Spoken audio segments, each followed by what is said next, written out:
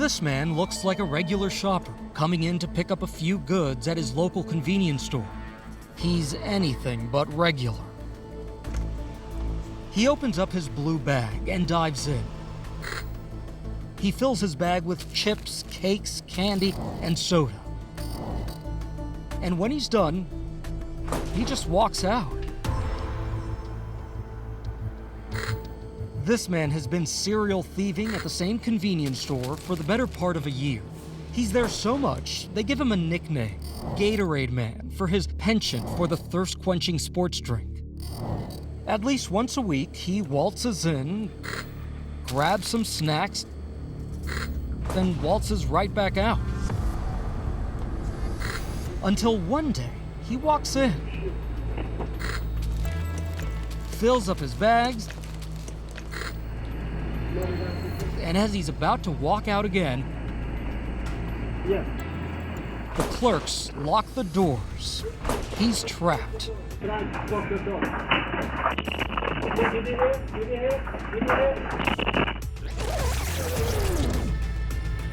The clerk recognizes the man and presses a button that locks the door.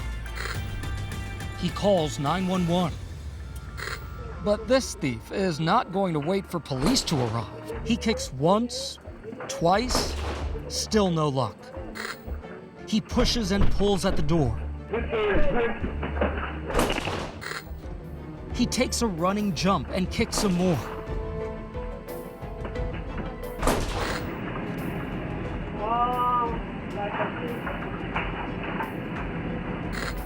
He puts the stolen drinks back and drops the bag of poached goodies on the shelf. Let me know. Let me know, man. You think I'm playing? He grabs just one drink to help him in his quest. Let me know. Escape.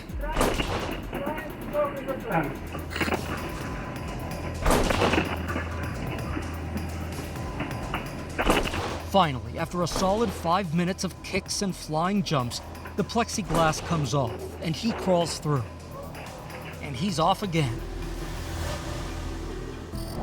But in a surprising twist, the store's owner, Dennis Alloy, finds an unconventional solution to ending the pilfering. And here with us now is Dennis Alloy, the owner of that convenience store. Dennis, thank you so much for being here. Hi, Gio. Thanks for having me. The Gatorade Man was constantly targeting your store. What kind of impact did that leave on you and your staff? It drives me crazy.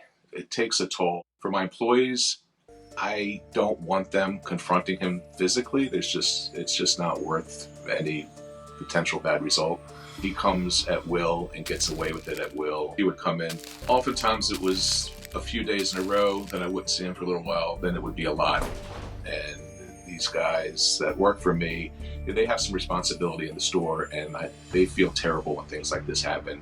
There needs to be some consequences on what happens. I'm not looking to throw someone in jail and ruin their lives, for what is considered petty theft, but there needs to be some consequence. Dennis, how did you decide to put an end to this? There was a local neighborhood guy. We were just discussing what issues I have as a businessman. And I talked about the crime and the shoplifting, and I showed a picture of Gatorade Man, and the guy there from the neighborhood's like, I know that guy. And he's like, I'm going to take care of this for you. And 2 days later, he texts me and says, I want to meet you, and I've got the guy here, so let's have a meeting. How did that meeting go?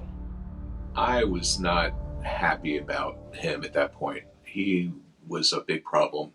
He was terrorizing my employees. He had stolen from me multiple times. So I went in with kind of a angry mood, and we started talking. And again, I don't want to put people in jail for things like this and ruin them. But we talked, and he kind of explained to me, and he was sincere and apologetic. He talked about his drug problem and how he's been in rehab. And I felt like he was trying to address that. And I think he understood that this had to end. And we kind of just shook hands. Man, I apologize. I sincerely apologize. Dennis, I apologize to Dennis. Y'all remember me? I came in here and took stuff, and I apologize. He worked for me for a full day, probably 10 hours. He scrubbed my dispensers and cleaned up the parking lot. I saw him on the cameras as I was sitting in my office just to make sure he was doing what he had to do. And actually, I wish I had my employees could do as good a job as he did. So after the conversation, I hadn't seen him for several weeks. One night, I got a phone call from an employee saying, hey, he's back. And I'm like, no way.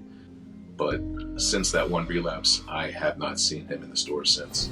But the bottom line, it just had to stop. And I think overall, it worked out.